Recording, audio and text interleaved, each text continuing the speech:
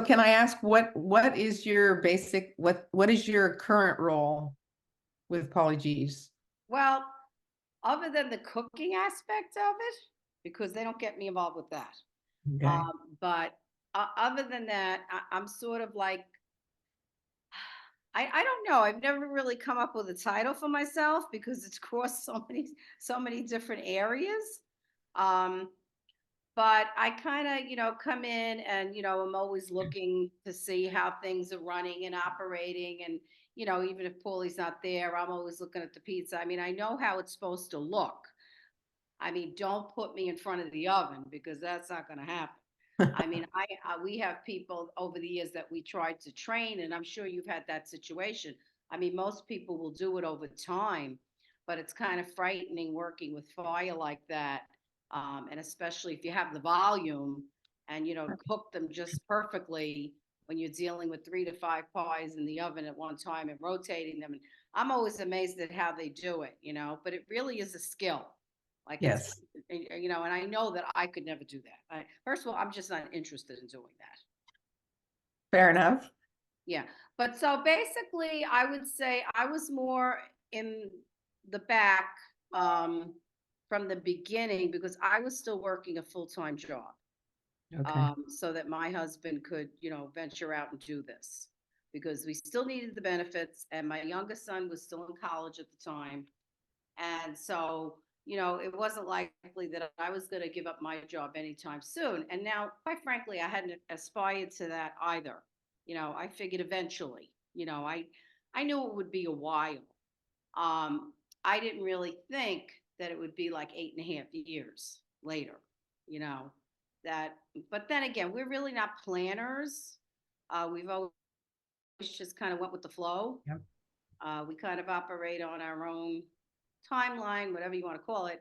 And I don't know how you guys operate, but for us, we're not really typical business people because we came into this much later in life. You did obviously also. Yes. So you have this whole worldview and all these other things that you've done before you actually go in and open a business. And so you kind of bring all that with you because I didn't realize like just the various positions I held, even though it wasn't food related at all. Um, I had a lot of experience in different areas, and so did my husband. He worked at AT&T initially, so he was managing people, so he knew that.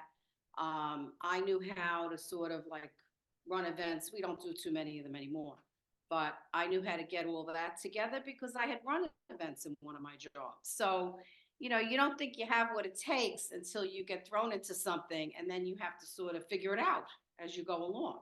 I don't know, what was that sort of like your journey? Absolutely. This was my husband's dream of close to 40 years. And I founded and had been running a nonprofit for 25 years. And so when he finally pulled the trigger and we started, my main thing was working with, along with the design part and not so much the business end. And so the more things went on, and as they say, figure it's going to take 3 times as long and cost 3 times as much. Probably a pretty good rule of thumb. And then then COVID hit, and so it kind of at that point, my husband said to me, "Do you want to pull the plug because the building was taking so long, everything was so backed up," and he said, you want to just pull the plug? And he had been talking about this so long. I said, Excuse me, so you had not opened yet before the no, pandemic? no. So Oh, we wow. signed a lease in 2019. Oh, And oh, then we I opened. can feel your pain. I just, Yeah. So I said, no, it's now or never. Let's just do this. And so we opened January 21st of 2021, smack in the middle of COVID. There was no indoor dining, no outdoor dining. Yeah, and we wow. had like no idea what we were doing. Like we had both worked in restaurants. I'd been a dishwasher. We both had been servers at a number of restaurants. I was a bookkeeper, but that's it. That was pretty much the extent. So again, the business experience I had was in the nonprofit realm, which, excuse me, I believe all that comes into play in a lot of ways, but not as you expect. So yeah, I think the fact that we had no idea what we were doing was, Sometimes that's a good maybe, thing. yeah, was the ignorance is bliss kind of thing, I guess.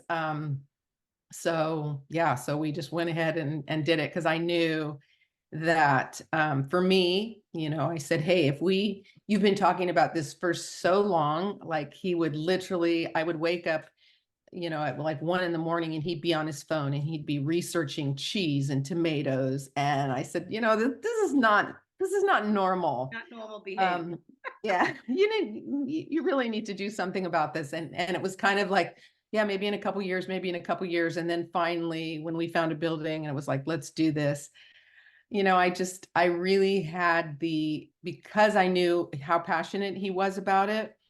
I just felt like, if we try this and it doesn't work, I'm okay with that.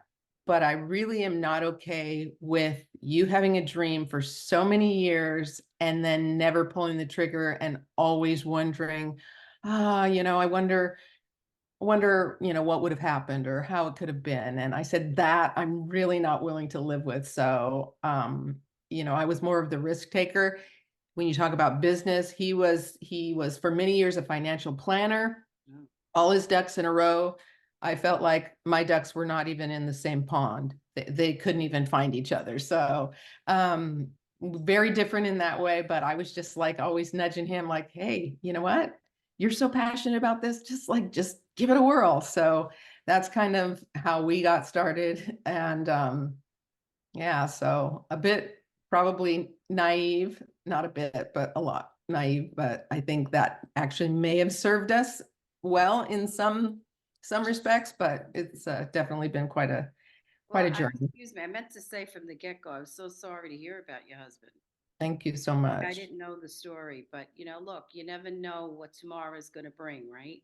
Yeah, No matter what it is in life. And fortunately, my husband's still here. But quite frankly, I don't take that for granted because he was just 70. yeah, And I don't know how old you guys were when you started, but my husband was 57 when we finally decided to open a place. yeah, Now, I would say he never wanted to open a restaurant. We always cooked at home and we've always entertained. We had loads of people. yeah, We were the ones who always had the Christmas party for 50 people every year. He would cook all the food. Like he always loved to be in the kitchen.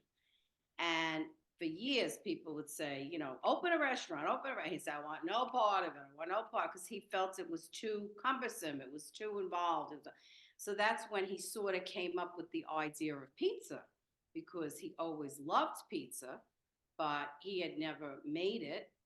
And so then he proceeded to build an oven in our yard, which was very like shocking for him. It yeah, really was because he was not a handy person. He still isn't. Look, we all have our gifts and talents, and that's not one of his. But when he went and rented the brick cutter, which I tell people, that's when I knew he was kind of serious. And that day I said to him, I want to come home, and you have your two hands. Because he did not operate heavy machinery. I mean, this was not, yeah, you know, so in any event, and that's when I really knew he was serious.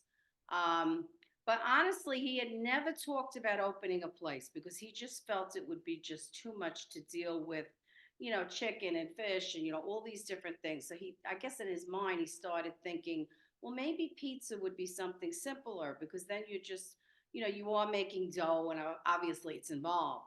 But you're really just dealing with toppings. And like I feel like in our business, the way we run it anyway, is there's really hardly any waste.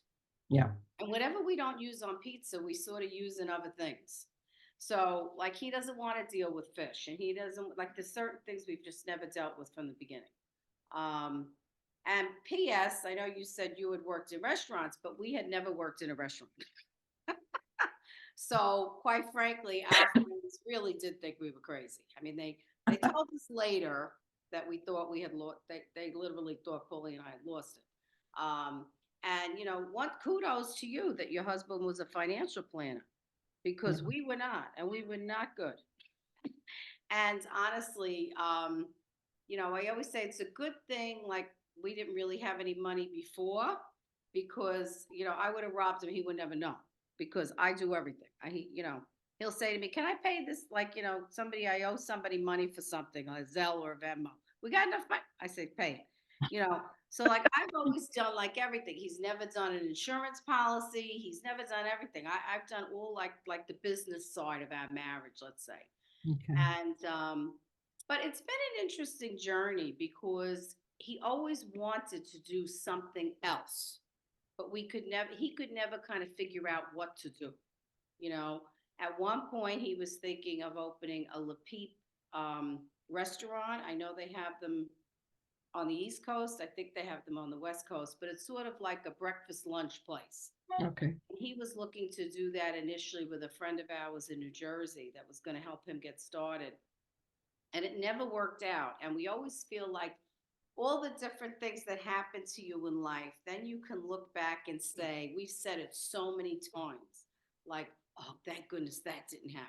Well, thank goodness we didn't open. We were thinking of opening in Jersey City, and that didn't happen. And I just feel like I think both of us, since we grew up in New York, I think we both felt like we needed to come back here for whatever reason. Like I never thought we were going to do that. I was telling that somebody today. I don't think we ever thought we would be living back in New York. We grew up here because once you go out, you price yourself out. You can't come back here. Now it's like it's ridiculous. And so, and I think he felt also like we weren't going to get the coverage or the press that we needed, like to get a good start, because he had asked a few PR people knew that he was thinking of opening, and they came to him and said, "Oh, we want to do PR for you," and he was like, "Well, would you cover me? Would you come out and cover me if I would do it like in Central Jersey where we lived?" And they said, "No, probably not really." So we knew we had to be back in the city, like to get the buzz or whatever you want to call it. But anyway, it is an interesting journey, like when you look back on it. It's very intense. I think you probably know that. Yeah. It's very intense, and there's so many moving pieces to it. I thought that I wanted to ask you something. I did write down some questions. Sometimes I can be a little professional. I have to look professional. Um, but anybody in the business knows how many moving pieces there are in owning a restaurant, right? I mean, like you have no concept of that until you actually do it. Exactly. Yeah. People walk in and everything is lovely, set up, the music's on, but like there's so many little things that go into that if something falls out of whack, we don't get an ingredient or somebody doesn't show up or, something's not working properly. The refrigeration, is a nightmare. Um, if any of those things fall out of whack, then everything sort of goes out of place. It's very different than having like a typical, let's say, office job or something. This is like Right. totally different. So how do you like balance all that? Like, how do you keep a balance in your life? Because that's what I'm always striving to do, like to keep your sanity. You Yeah. know, what do you do like to help yourself? Because I know I have so many things I do, but I'm always looking for ideas. Um, well, one thing I think I learned, it's taken me a long time to learn, is the places where I'm weak, I've tried really, really hard and worked really, really hard to get better in those things, when I think I should have been doing the reverse, in that pulling along people who are strong and gifted in those areas, and kind of try to stay a little more in my lane and in the area of my giftings. And I think that has limited some frustration. I mean, I have done it the opposite way for so long. It's like, okay, we've got the working hard part down now. How about try the working smart part? And so that's been the challenge. But I think, so like I said, my husband um, he was a pastor for close to 30 years, but and before that, a financial planner and so meticulous. his records were, just so meticulous. And I tend to like, okay, is the paper in my car? Is it on my bed? Is it back at the restaurant? And so we had a friend who, about 15 years ago, her husband passed away, and we were there with her and very close to her. And she came in one day and said, "Hey, I'm not looking for a job. I just want to help you guys out right after my husband passed away, because he actually passed away very unexpectedly, like 10 months after we opened. And so, of course, we had to first make the decision, my son and I, he was like, Mama, we're just going to shut it down. And, the more I thought, I felt like the best way we could try to honor my husband is to try to keep his dream alive. And whether we can do it or not, I don't know, but I think we need to give it a try. And so so when my friend came, she's like, I'm not looking for a job. I just want to help. I said, are you sure you're not looking for a job? Because she had managed at some apartments and extended stay and worn a lot of hats, done a lot of HR. And then she's like, well, maybe. And so she ended up coming along and is in as our manager. And I would have to say, sometimes I think about it and wonder, I'd probably be in a corner babbling to myself with half my hair gone, not just gray, but probably missing off my head, if I hadn't have brought her along. And so I think that for me is one of the hugest things. And for us, because we had these core values before, but after the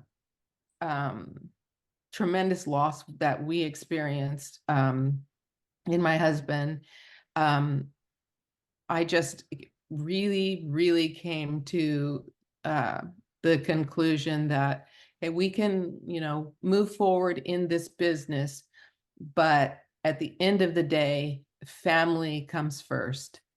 And so sometimes, I've been, kind of trying to take a pizza course, which has been helpful, but sometimes it makes my head feel like it wants to explode, because I'm just like, okay, we just, need to just kind of slowly move forward and try to navigate through this, and sustain the growth that we're experiencing, and while trying to put in these different, processes and whatnot.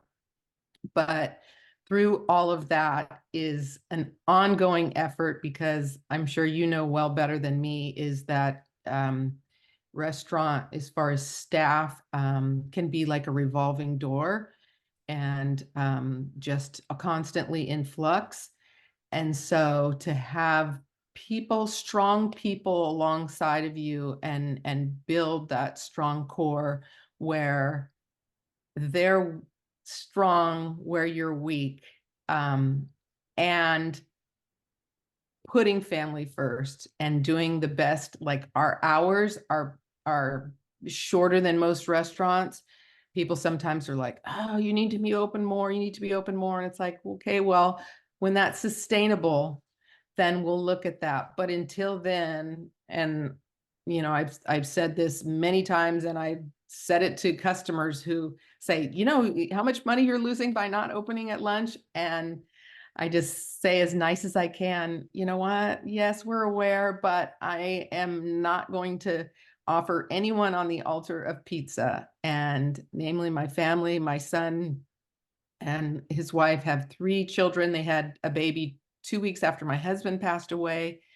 He puts in a lot of hours. And so we're just constantly trying to, the Yeah. goal is for him to replicate himself and train and cross train, so that we start getting those areas covered where it's not everything falling on one particular person, so that we can, and believe me, we're not there yet, but that is the goal that we're working towards, and the things that we're doing to get there, so that not just our family, but that also our staff, we know and understand that they have lives outside of the restaurant, and their lives are important to us too. And so we want to value them and value what's important to them so that we can, work it out where they're happy when they're there and happy knowing that we've got them, and we'll do everything we can to ensure that, they have a life outside of here. So it is an ongoing battle.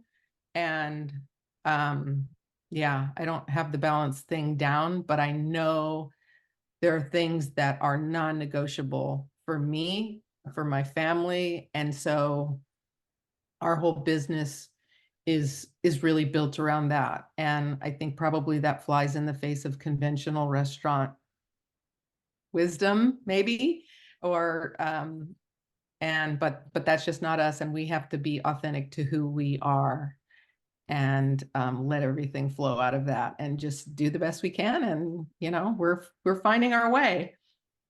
So you talking about, working with your family. Our son was our first pizza maker when he was 18. Okay. And now he is going to be 33 this year, which I can't believe. And he's actually running a shop that we opened in Philadelphia. Oh, wow. So, and I never thought that, I always say to people, I was telling somebody that yesterday, never say never. Right. Because honestly, I never thought he was going to come back into the business with us. He was only 18. He was with us for a year.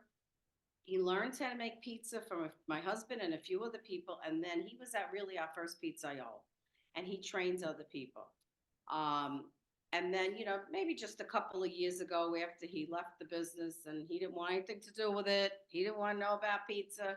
He went and he got a degree in psychology. Then he went on for his master's, and, he was working at the VA with vets trying to get them into heroin addiction studies. I mean, he did amazing work. But just a couple of years ago, then he calls up my husband. Oh, Dad, I think I might want to open a shop because we have multiple locations now. We started like you did with one location. I have no idea how it morphed into this. I really don't. I was telling somebody that today. Because we never really had any kind of a game plan. We're just not those people.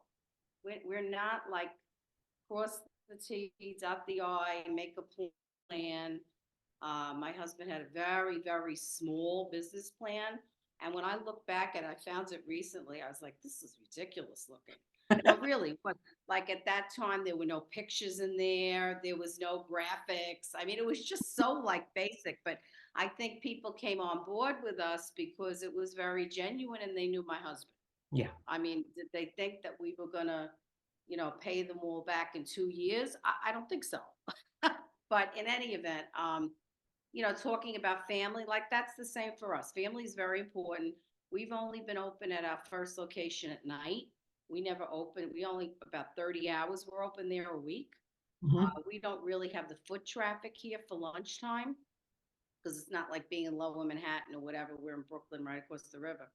Um, and so he didn't want to open a place like at that age and having worked all those years where he had to be there Yeah. like in the morning and at lunch and whatever. So we always really have had, it sounds crazy, like people will say to us, do you run businesses because we travel, we're always with our friends, we're always with our, but that's like you could work yourself to death or you could have all these things, but at the end of the day, like I say to people, that's the most important thing, Yeah. like you're saying, because that's true success when you have good relationships with your family and your friends and you're enjoying life.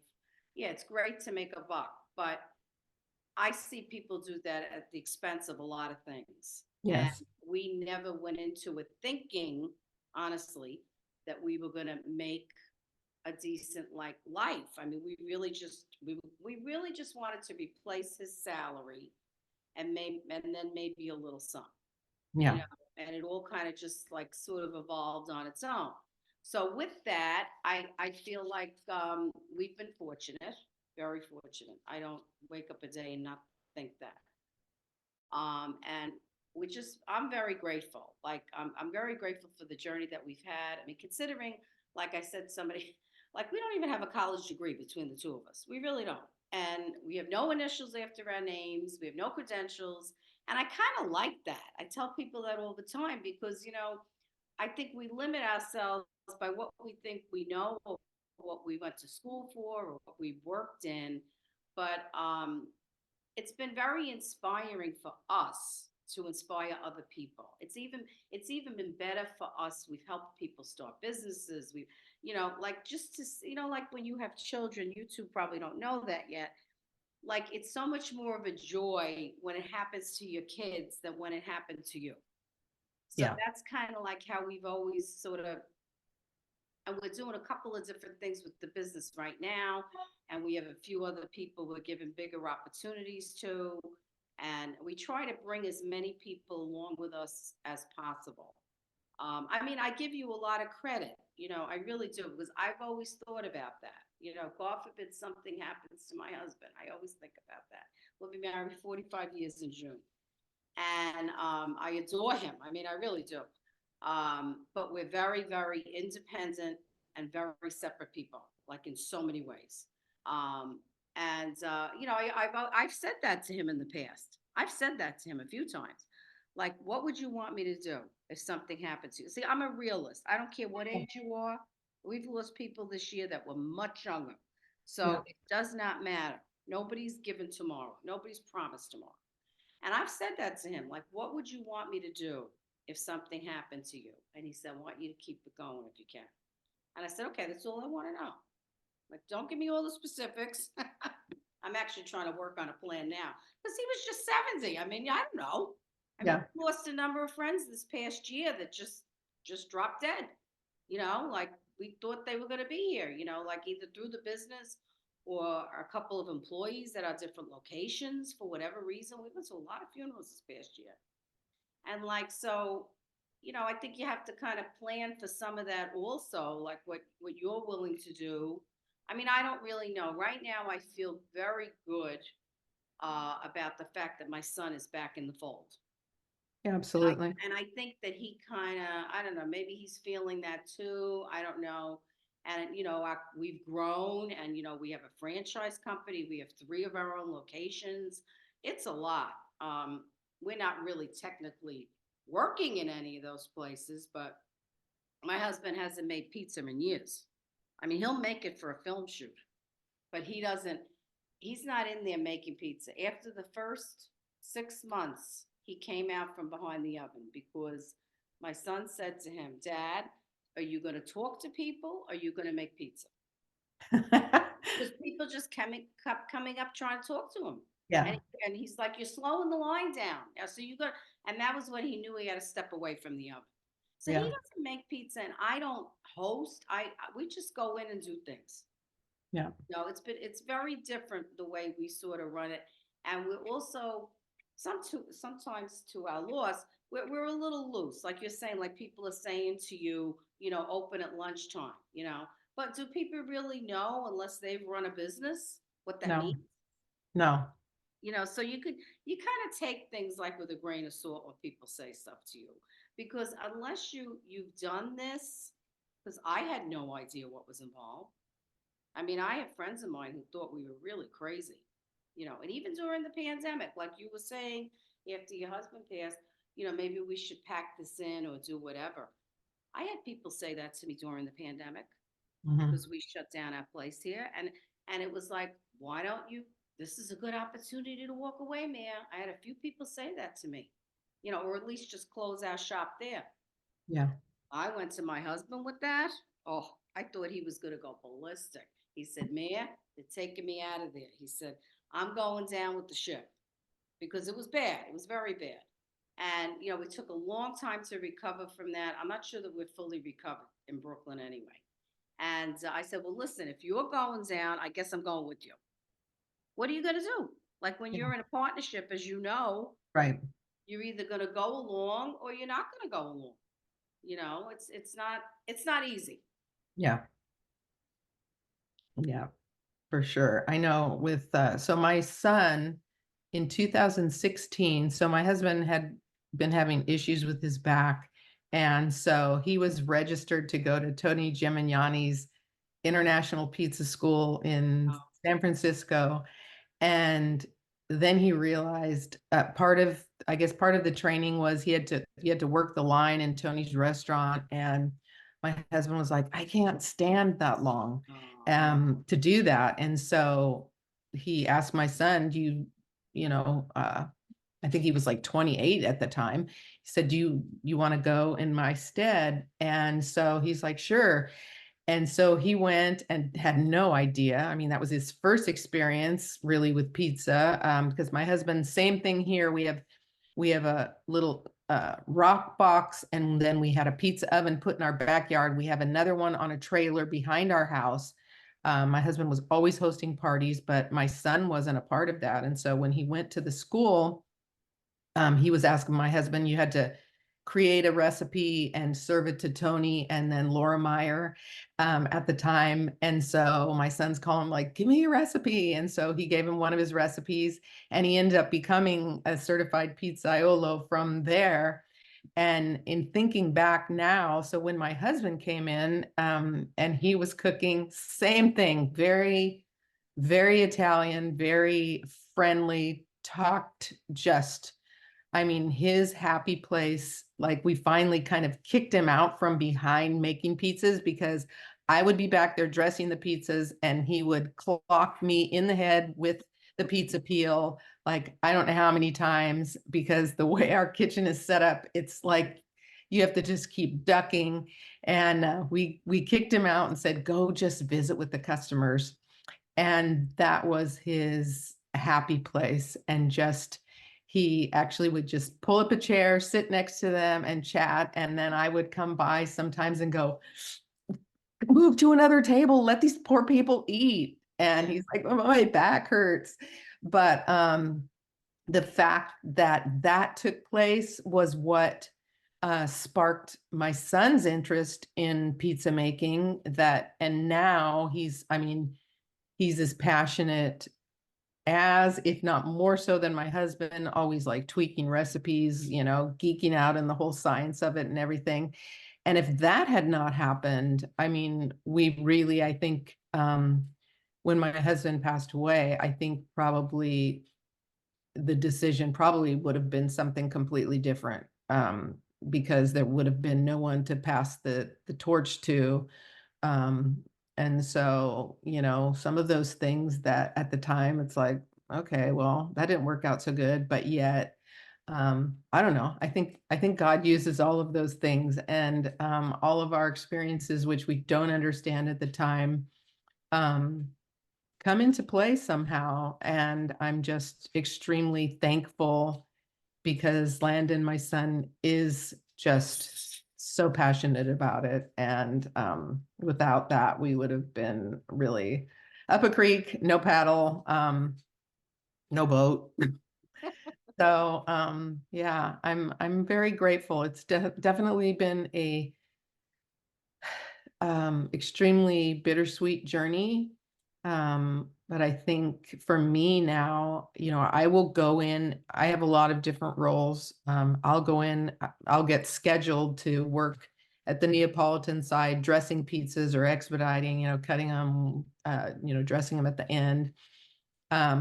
Or maybe working at the bar wherever necessary. But if I'm not scheduled, I really enjoy going in and meeting people, hearing their stories, hearing where they're from. They're coming in from Italy. We're like 15 minutes from Disneyland, so we get a lot of tourists who, you know, happen to find us on Google or Yelp. And that actually really become my happy place, and being able to this be like an extension of our family. One of the best compliments I ever got, and I've heard it a few times, is customers telling us, I feel like we're sitting in your kitchen at home. And of course, I usually, like, I'm pretty sappy. I tear up, and I'm just like, you know what? For me, it doesn't get much better than that, because our restaurant is exactly that, an extension of our family. And whatever that looks like, we have so much to figure out. The more I hear, the more I realize, uh, the less we know. But as those things that you're saying just mean so much to me, and hearing that, uh, it's not all the credentials and having all that game plan and everything, because the truth of it is you could have an incredible game plan and then one, huge life incident can completely turn that on its head, which is what happened in our case. And so, yeah, we're kind of having to take it day by day. But they're in coming back and reopening. At first, really, I wanted to kind of hide in the kitchen. It was just easy to be back there and make salads or help make pizzas and just, I don't want to talk to anyone. But the reality of it is getting out there and connecting with people has brought healing to my heart, and just to be able to exchange stories and uh, has really, I don't know, it just feels like that's what my husband would have wanted. And so I feel like honoring him in that way has really been as difficult some days as it is. Like some days, in all honesty, it's just like, no, I don't feel like doing this. I'm just going to hide in the back and do paperwork. I'm going to redo the menu. I'm going to work on the POS system. And then when I pick myself up and like, Blair, get out there, then, healing happens. And I think, and it has happened, on both ends. I've ended up meeting other widows who, one lady who I was sitting next to talking to some friends in another booth, and I realized I was kind of half sitting on her. And so I turned around, I said, "Oh my gosh, I'm so sorry. I'm practically sitting on your lap." And she made some comment of, "Well, if you make pizza this good, you could sit on my lap anytime." And anyway, she said, I know who you are and I know your story." And she began to cry and said, "I just lost my husband." And it just turned into a beautiful conversation. And I was able to introduce her to the ladies on the other side of me who were my friends, who had also, one of my friends had just lost her husband. And those type of things bring it home to the fact that this is so much more than a restaurant. It's never been just about a restaurant. Serving great food is wonderful.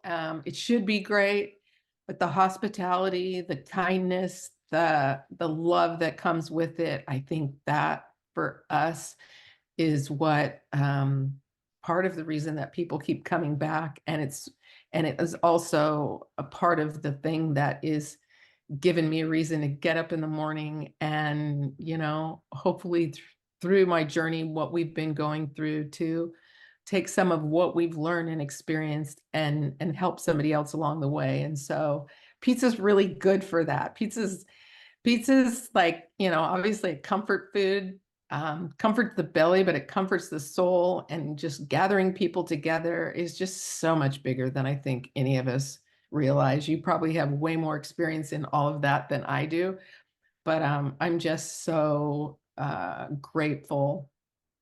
As much as I've hated, um, the things that have happened, I do see silver linings in it. Just in an effort moving forward. And I don't know, I'm excited. I'm so excited to hear from you and hear your story. And it just inspires me. And so Jeez. I, Well, no, listen, a lot of I'm really grateful. I really am. what you So, say resonates with me because I exactly feel the same way. I've thought about it a lot recently. And I just feel like with us anyway, now it might be different with other people because a lot of people run their businesses very different than we do. Um, but really, I feel like pizza's just the vehicle for us now. yeah, yeah, Now that I'm looking back at now 14 years being at this and we're making a couple little changes and whatever, I actually have a book deal now and I'm working on a book. So, which is very exciting for me. that's And, awesome. it's just like, I think people need like that positive, you know, we all have horrible things happen to us for Yeah. whatever reason and we don't understand them. But I don't think you can really replace what you're saying. because we have had so many comments over the years from people that say, they love the owners are there and you talk to them, and it's something you can't make up. You can't put a dollar price on that. It's just genuine as to who you are, it sounds like, and sort of like who we are. I think hospitality is an innate thing. I don't think it's something that you can learn. I really don't believe it's something you can go get a graduate degree in, because I've heard people go to grad school for hospitality, and I'm like, really? But it's like it's who you are, and Yeah. maybe the way you've been raised, or the environment that you've been in, that you've been fortunate to be in, because not everybody has been, taught that way. But I know, like, my sons are very social people, as my husband and I. Sometimes we're over the top, and that's just, I really believe from the very beginning that was a big part of our success, because and now listen, with that said, like I say to people, it can't just be the schmoozing. Like my husband will say, you either schmooze them or you lose them. But it can't just be that. I mean, Yeah. obviously the pizza has to be good. You have to, we use the best quality ingredients always. He never compromises on that, ever, even if something could be cheaper. He wants something the way he would want to eat it, like the way he would make it at home, or, whatever. And the environment has to be good, and, your staff has to be friendly.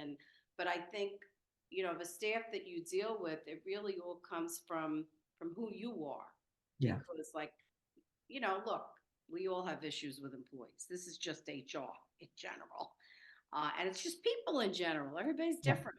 But I think the way you treat people, I've had people say this to me, like, wow, your staff, they seem so relaxed and, comfortable and what, because we're not crazy people.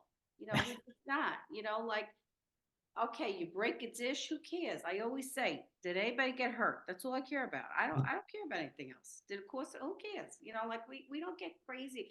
But I think because, like yourselves, if you come into something a little bit older, you have the wisdom that somebody, even like my youngest son, who's running the business with us, he doesn't have it yet. I'm always talking to him about it, keeping the balance. And, well, don't worry about that. I tell him it's going to work out, because I've done it. But I also have, 30 years on him. Yeah. It's just something different. And I almost feel like for us, anyway, and you might be able to speak to this too. I feel like I'm not sure if this would have worked 30 years ago for us. I'm really not sure, because we were in the middle of raising our kids then. Mhm. See, it's very different when you don't have those constraints. Like, we Right. have some people in our franchises that are young parents, and it's challenging, and I'm always telling them and reminding them, keep your commitments, and do your family stuff with your daughter, and, do all these things. And like he says, you're always reminding me of that, because you can get very swallowed up in running a business, Yes. and not take the appropriate time. Um, so I think because, like, we were a little bit older, like you, going into this, you have a very different world perspective now. You've worked other careers. We raised our children. Now we have grandchildren. And so, it's different. Like, you're not out to prove anything to anybody. And we don't have to make the best pizza in the world. And, you know, I mean, look, people want to go learn how to make pizza someplace. That's great. But, like, even in the book that's coming up, we have one of our employees from Brooklyn, who worked with us in our original place. Then he wanted to go to a slice shop when we opened, which he did. And then when we were opening in Philly, I said to my husband, once in a while, I have a good idea. I said to him, maybe we should ask Jake if he wants to go to Philly. Now, he had nobody down there. And Jake said, what? I'll move to Philly. So we helped him move. He got our shop up and going. And he wrote something for me in the book, because that's going to be one of the recipes, hopefully, that makes it in. And he wrote this beautiful thing about us. But he basically said, I remember coming into Paulie and interviewing. And he said, I don't really have any culinary experience. And I didn't. So then my husband said, don't worry about it. We'll teach you everything you know. Mhm. And that's the truth about almost everybody. There have been some people that have made pizza before, but not everybody. And some of Yeah. our best pizza makers were homegrown with us. Yeah. So I mean, yes, that's a great thing with all these pizza schools. And I'm not knocking anybody, but it's just not our style. It's just Yeah. not, that's not the way we operate with anything, you Yeah. know? And so that's kind of like the story of how all that evolved. But just to be able to now see this guy, Jake, if he hears me, like flourishing, because now my son just made him like an assistant manager. So my son could have a little bit of a life now because he was Mm. this year and a half been doing about 100 hours a week. Oof. And so now he's kind of giving him a lot of the administrative stuff, because he's running the whole shop. We're not involved there at all, which is great. Yeah. I feel like he's our boss. I don't know if you feel like that, but I feel like our son is our boss. You know what I mean? And, but in any event, so it all goes back to all the same threads there. Working with Yeah. family, Alex, you work with family. It's not. I mean, it's usually good, but then there are times that you disagree about things, or Sure. he always thinks he knows better than we do, always. But that's a kid, right? I mean, Yeah. that's how they are. I mean, Yeah. I know he's looking out for our best interest. I know it.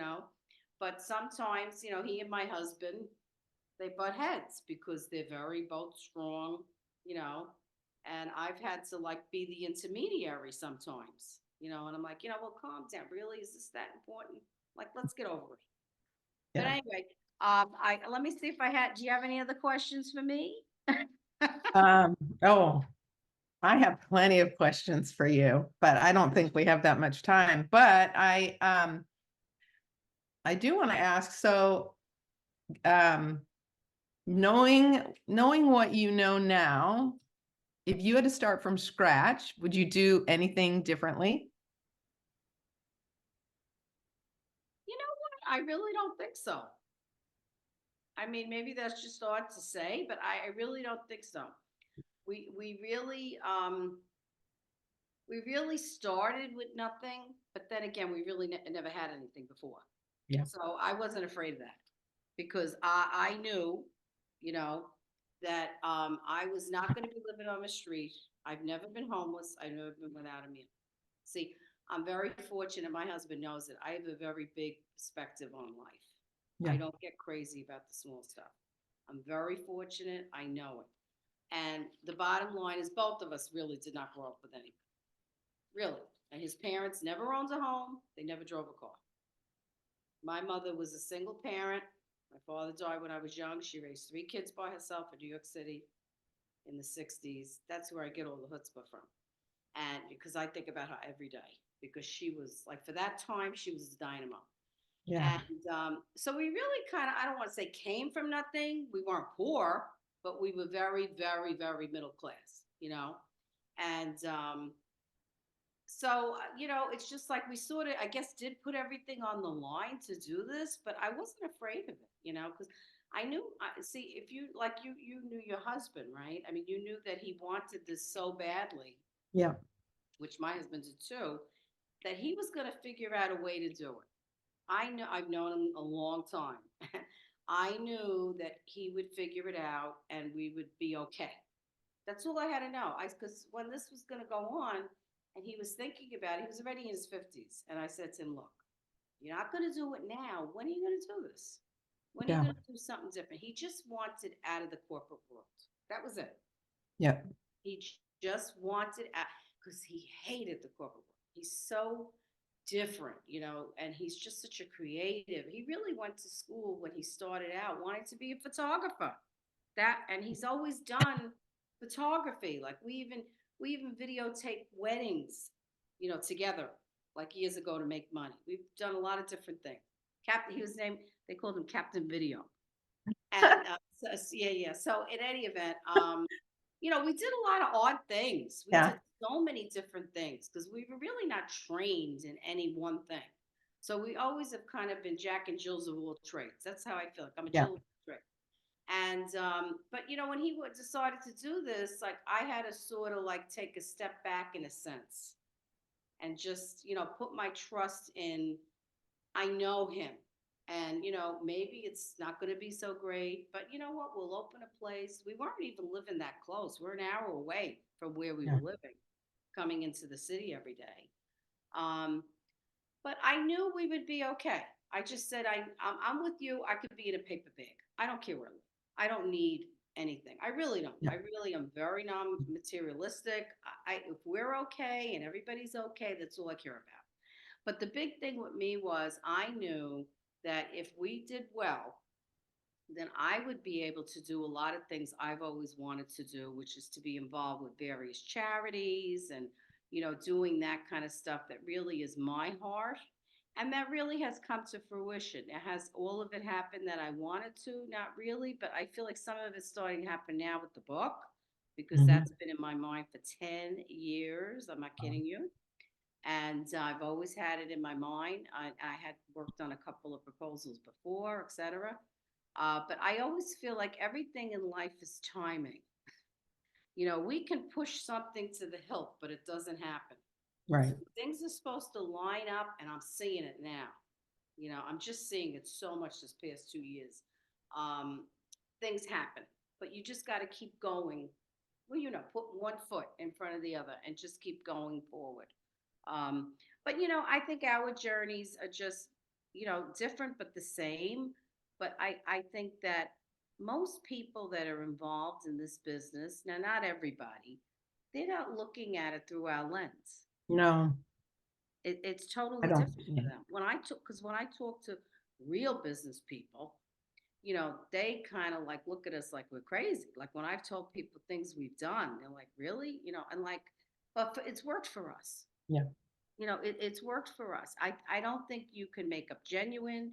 And I also believe, I think honestly that we've done well is because no matter what we had in the beginning when we started, if people came to us and needed something, whether it was the local school or the food bank or I was always giving stuff, and we had no money, and my husband was like, "Man, please be careful." I said, "Don't worry about it. I'll take care of it." But I did that from the minute we opened, and I'm just a believer in paying stuff forward. I just am because there's no reason that we should have done so well. I look at it all the time. That's ridiculous. He's not a chef. He didn't go to Italy to learn how to make pizza. We don't have the qualifications really. We really don't. Um, but I believe if you do stuff in the right spirit with the right intent, does it always work out? No, we've had our losses. We've No. suffered a lot too. But you only can cry for so long. Now I'm not talking about real grief like you, but I'm talking about with business ups and downs. You can Yeah. only stay there so long, Right. and then you got to get in motion because you're at the point really like with the pandemic, you have to try to save what you've built.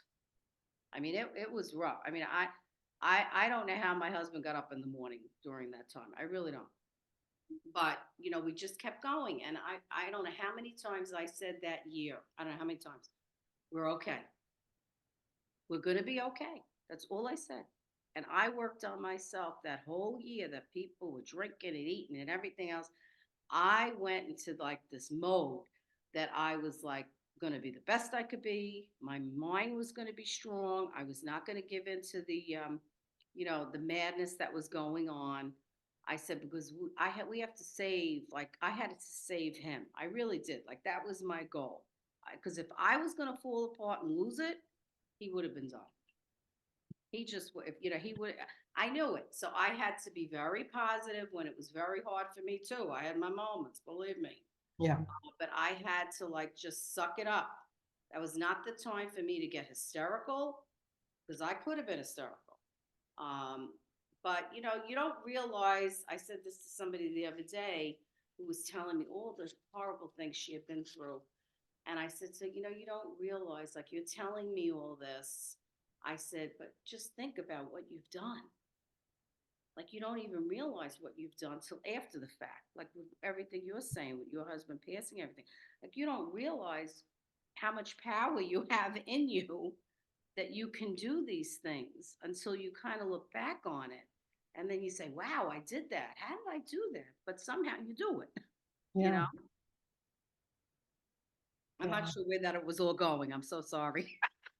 No, no, it's amazing. It's amazing to hear and to be, I think one of the things that I realized is a lot of the confidence that I have had was because my husband was my fiercest protector and my biggest champion. And so now, I mean, I knew that then, but now in looking back, it just gave me, I think, so much freedom and confidence to do the part, like you said before, you're, different people and you have your unique, we as a team, as a husband and wife, we can be an incredible team, which my husband and I were. We were married 41 years, together 44. And so we both brought, I think, very unique pieces together to that team. And, now in retrospect is when I'm like looking back going, oh my gosh, that, just thinking of what an amazing thing that was. And, it's like you kind of know it, think about it a little bit at the time, but then later in looking back, and it doesn't have to be a husband and wife, like as team members, to know and to be okay with the fact that we are all strong in areas, we are all weak in areas, we all have moments where, for whatever reason, on a certain day, we're feeling extremely weak and vulnerable. But when that other team member, that part of your community steps up, and that together, at like our staff as a team, linking arms, for the greater good, it is empowering. And it's not just about any one of us, but it's learning, we've, since my husband's passing, obviously my son and I and, our manager, have had to, really step up our communication, because sometimes, like, a lot of my communication will happen in my own head. And so to be able to, like, I might think some wonderful things about people and constantly, but if I don't let that come out of my mouth and acknowledge that which I'm seeing and thinking, it's not going to empower them. I'm just like, wow, they're really great. I'm just really thankful for them. If I don't let that come out of my mouth, and all of us working together, um, in through our weaknesses, and realizing, what, it's okay to feel vulnerable and do these things despite the fears. Because honestly, after he passed, I'm like, oh man, I don't know if I could do this. This was not my dream. It was not on my radar as a dream. It was his. And so, when we saw it come to fruition, I think I had shared this with Alexandra, but that he said, oh, honey, isn't this so exciting? Our dreams come true. And I was like, what? This is not our dream. This is your dream. And he was kind of like, well, what do you mean? And then I had to kind of redeem myself, but truthfully saying that the pizza thing was not my dream, but being able to see you and help you fulfill your dream and see that come to fruition, that was my dream. And so we can do that with each other, whether it is, whoever it is that we're working with, we're aligned with. And the fact that when we do that, there's no jockeying for position. Yeah, we have lanes that we, should, try to stay in sometimes. But everyone, I think, benefits from that. And then the whole, whether it's a restaurant or whatever, it just comes out stronger as a result of us, just stepping up and doing our part, and letting people, and not being intimidated by, whatever or whoever it is, or counting people out because, for whatever reason. And so, yeah, so there's been good lessons, for me in I don't know, just in this whole thing, and in relationships, and just the whole gathering of different people together, because as you said, everybody's got their different ideas of how things should go. You line up 10 people, you're gonna get 10 different reasons. At the end of the day, the buck stops with me, but I'm certainly want to be that one that is open, because I don't know a whole lot. So I want to be the one that is approachable. Hey, if you think you have a better way of doing this, let's talk about it. Let's lay it all out on the table and let's try to come up with, the best thing is.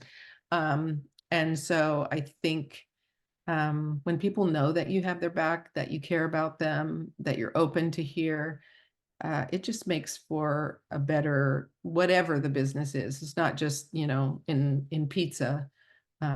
I was thankful to have 25 years in the nonprofit, and a lot of those people that we dealt with were not coming in on their A game. And so I'm thankful for any and all of that I'm being able to use, moving forward in the pizza restaurant. So it's all good. So it's not all fun, but Giving back has been a big part of my life.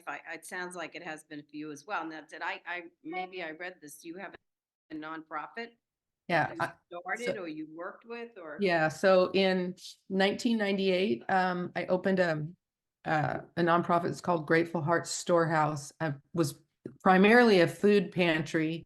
It morphed into a number of things and grew like pretty substantially, where we would send trucks out like 5 days a week to 15 different grocery stores, Costco's, CVS, things like that, and pick up food items, over-the-counter medicines, things like that. So we ended up, oh gosh, we were feeding probably 50,000 people a year. And we did a lot of emergency assistance overseas and statewide when say there would be, different, whatever, if there was flooding or different, crises that happened, and did a lot with we have a joint force military base near us. And so we did a lot with them, providing Christmas gifts. We do adopt a family Christmas program. And yeah, just, it turned into a whole lot more again, than I ever would have expected. And I think, as with anything else, if you knew what it was going to turn into, you'd probably, at least in my case, I probably would have turned and ran the other way as far as I could in the other direction. So are you still involved with that? Or? Yeah, so it's phased way down. So after opening the restaurant, and I thought that I was just going to work with the design and that type of thing. And then it became very clear very early on that my husband needed a lot more of my assistance. So I stepped away from it at a time, and then I was going to close it down completely. And so it's a lot. We got rid of we had an 8,000 square foot warehouse that was our food pantry. And so I realized that, especially now after his passing, that I do not have the bandwidth, the emotional capacity, any of it to continue that, on the outside. And so first I was like, I'm just going to have to shut it down. And then I realized through a series of events that happened, it was very redeeming for me, because I was really kind of heartbroken. And then I realized through a chain of events that through the restaurant, we were still be able to help people. And one of the first things was a nephew in Chicago sent me a message that there was a young man who grew up in the projects of Chicago, went all through gangs, went to prison, got out of prison, a young man still in his 20s, and moved to California to get away from gangs, but he couldn't find a job. So I said, send me his resume. And they said he went through these programs, did really well. And so I had his resume in like 15 minutes. So I called him in and I met with him in one of the booths, and we talked and had the most beautiful conversation. And at the end of that time, I said, this is what I'd like to do, if it's agreeable to you, is hire you on a trial basis for 90 days, see if it's a good fit for you, a good fit for us. And he's like, I'd like that. So I said, okay, sit right here. I'm going to go get my manager so she can schedule you. And I went and I turned the corner to go into the kitchen, and the floodgates open. I was like sobbing so hard I could barely breathe. And my manager's like, what's the matter? And I'm like, just go out and schedule him. And I was so beside myself, because to know that um, we still, through the restaurant, had the ability to be more than a restaurant and to be able to give people a second chance. Because in this young man's situation, that's really what he needed, and needed somebody to believe in him. And so then it was just, he was with us for about a year until he moved back home and started a landscaping business, which was his dream. But he came and you know I introduced him to our staff at a staff meeting, and he was a little intimidating. And I said, I didn't want to share his story because that was for him to share. And he raised his hand. He said, I just want to say that you all are the closest thing I have to family, and I'm just so grateful. And he started crying. I mean, everybody started crying. And for me, I was just like, to have the ability to use the restaurant as a vehicle, and a home base to be able to still reach out and help people, help employ people that were in need of a second chance. Send assistance. We did the Lahaina fires through pizza sales like many other people did.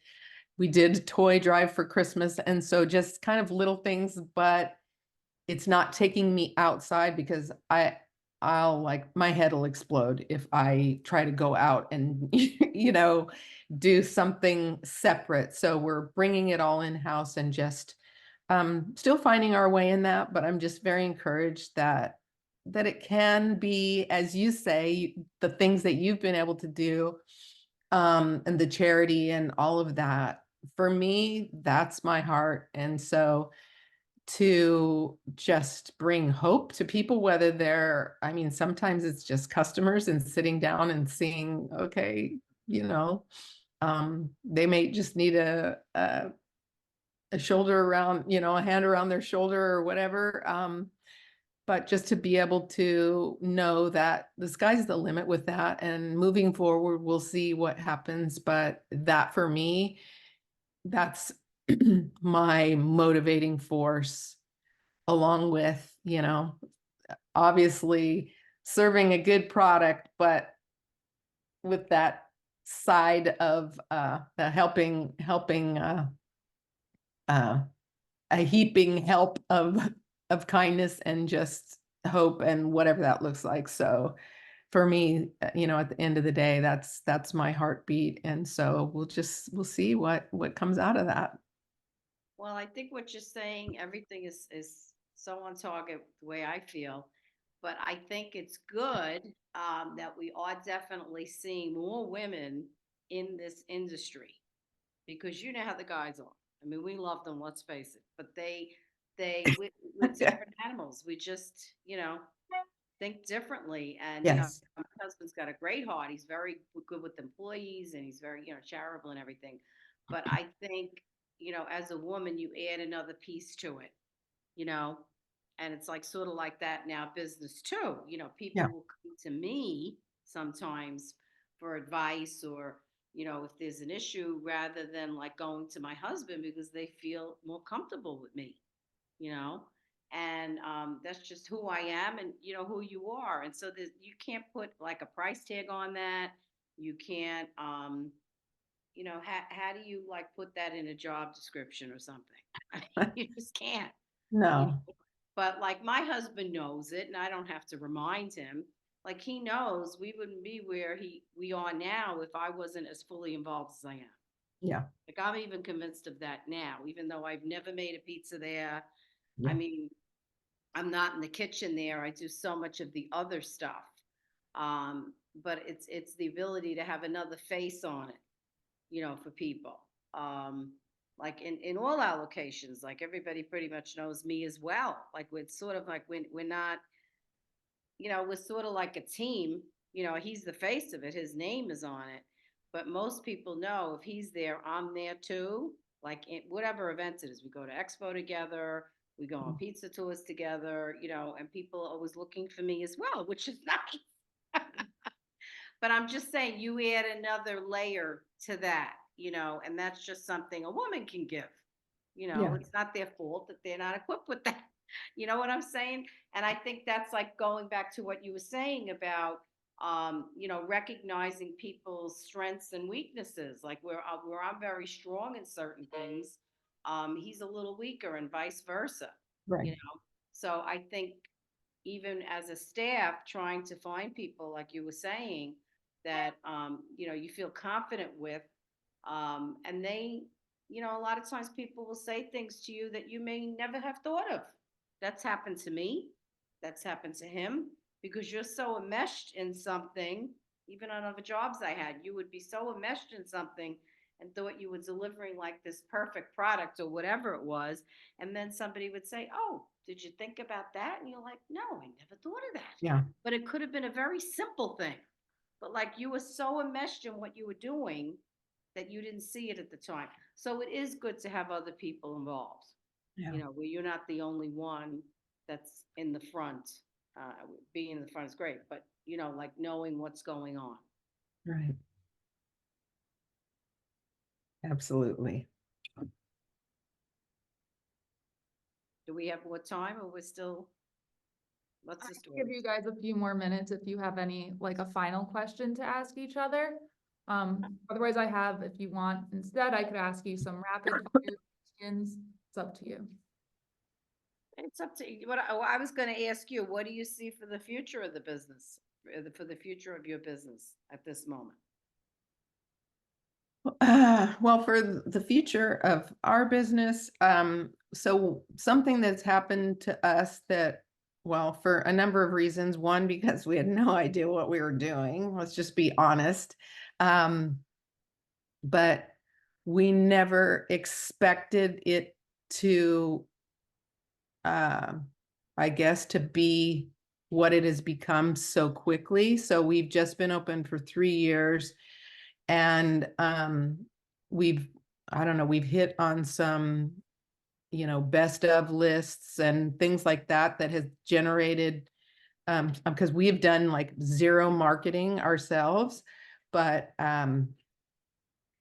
so our first thing in, like, for me, I don't look so far into the future, except for when I think of future, I think, okay, my hope is to turn this over to my kids, my grandkids. I have a 2-year-old who is obsessed with cooking. I mean, for Christmas, that's all he got. It, it is like almost unbelievable when you see the videos of, he's before he turned 2, he's making his own scrambled eggs. He made pesto pasta. He walks around the restaurant dragging the pizza peel, and he's just absolutely obsessed.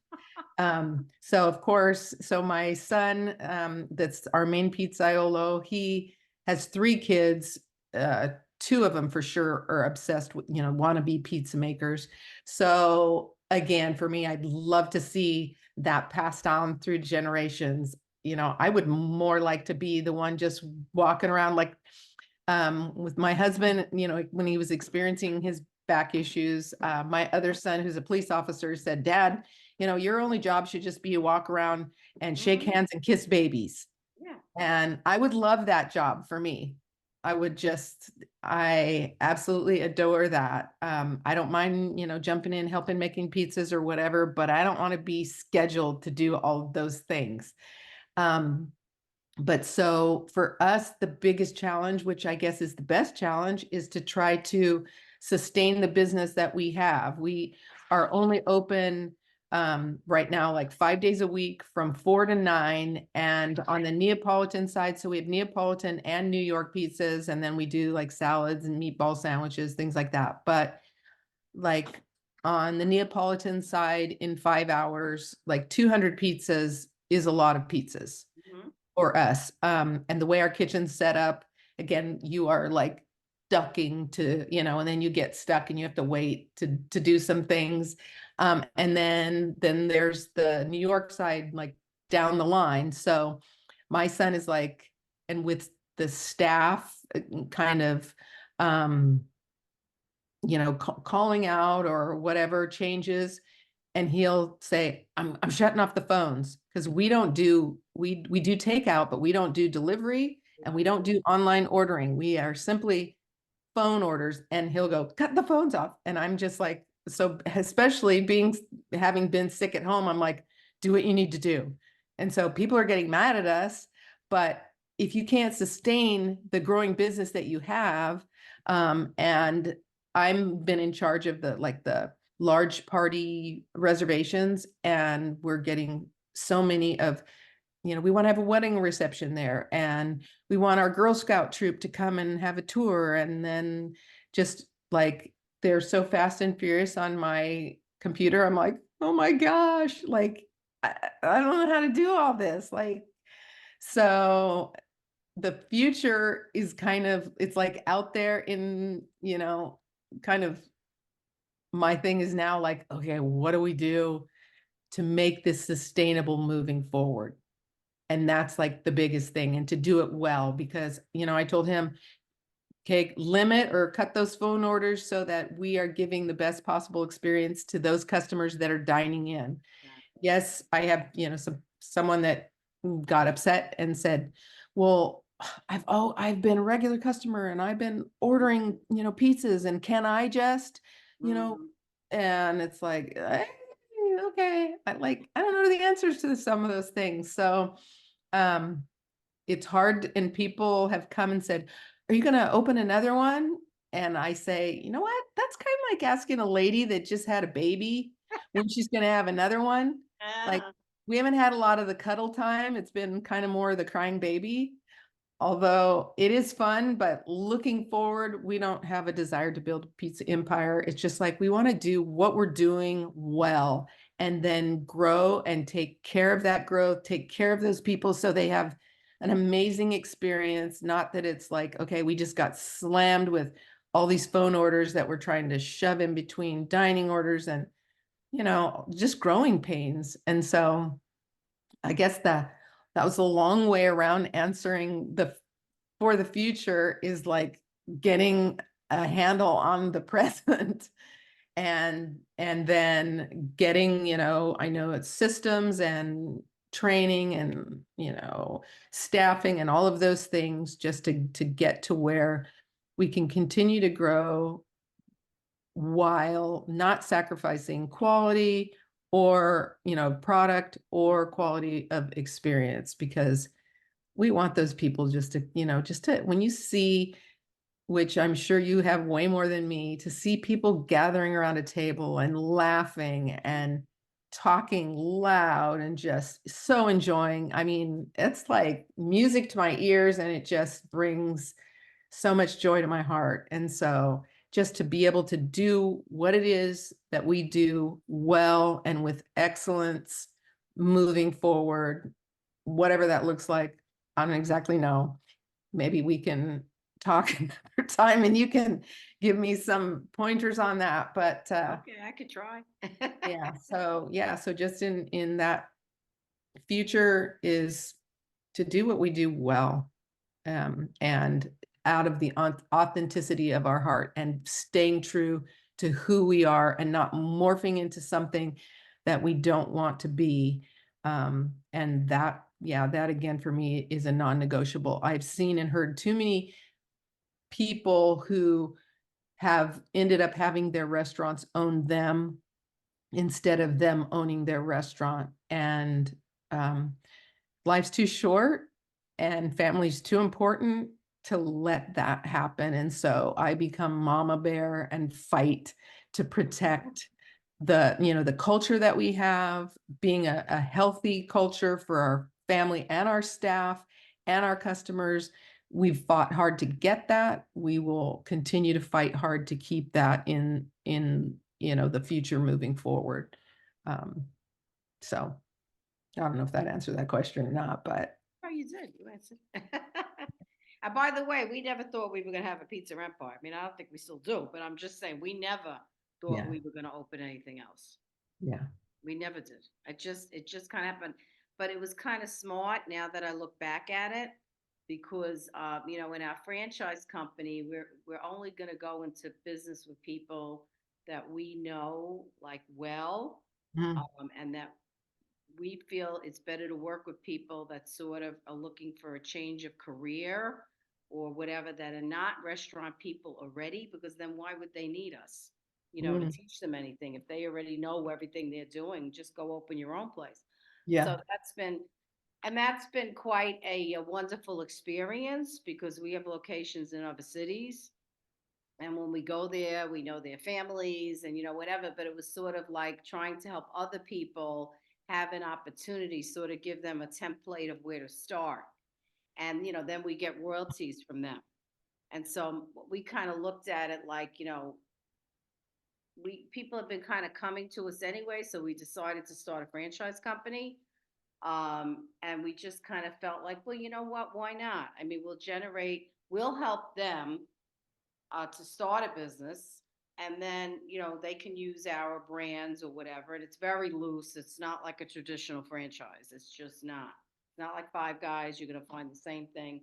We want them to do maybe 50% of what we do in Brooklyn, Mhm. but they have the rope to pretty much create what they want, and we're okay with that, because Yeah. all the pizza when we go is phenomenal. That's Like awesome. our guy in Chicago came out of the gate doing a Detroit style. We still have never done that in Brooklyn. So we're good with that. And, they do what's local to them in their area or their culture. Um, like our guy in Chicago, they're an Asian couple. And like he has a Chinese pie on the menu and a Filipino pie. And, it's just very different, but you'll still Mhm. go there to Logan Square and you'll be able to get the green pointer and the Hellboy, like what we're known for. That's what Yeah. we want them to have. But we didn't want something that would be so controlling that they couldn't be creative with Yeah. what they wanted to do. So No. this Yeah. kind of worked for us, and which is Yeah. very unusual in a franchise. Yeah. I And love that because it empowers them and it gives them yeah, well, like my husband said, I want you to be the owner, yeah. and you to have the opportunity. And like it's at the point like they don't really need us because they've done so well, a few of them on their own, that they're creating, their own customers, and you know what I'm saying? And um, but if somebody goes to Chicago, they should be able to get a Hellboy, because actually we were just named top pizza of 2023 at an awards Oh, thing in congrats. Naples, which I'm just saying it's ridiculous. Um, but now they're, luckily, because they're part of our company, now they're using that, as a platform. So that's great. Like, we're thrilled. We love them. We know their families. I know their parents. I mean, it's like a big family. And some of our people have worked in different locations. We had somebody that started in Columbus and then he went to Chicago, and he actually passed away this year. But we already knew his parents, and so it's kind of like evolved into this whole thing. But it was just sort of like to come up with that concept, because people had been asking us, because we had done so well. In 2016, we formed a franchise company. And so this way, we give them a template, an operations manual, we'll send some people out to help them get up and going or whatever. But it really is their place, Yeah. it's their, I mean, we talk to them and, they ask my husband's opinion. Sometimes they do their own thing anyway, but you know what? We're okay with that. It's very different, it's just, and that's who we are. Yeah. So it's worked for us, but we're not like on the ground in Chicago, like making pizza or doing anything. Like, we went out last summer for the pizza festival. I don't know if you were there, Alex, and we helped him like in the booth, but it's always social. It's just such a ball, you know? Yeah. We don't have enough time for all the places we're supposed to be now. That's getting to be sort of like a little issue, but we work it out. Well, nice to meet you. Meet you as well. Okay, we'll DM each other on Instagram and exchange phone numbers. Okay. Sounds good.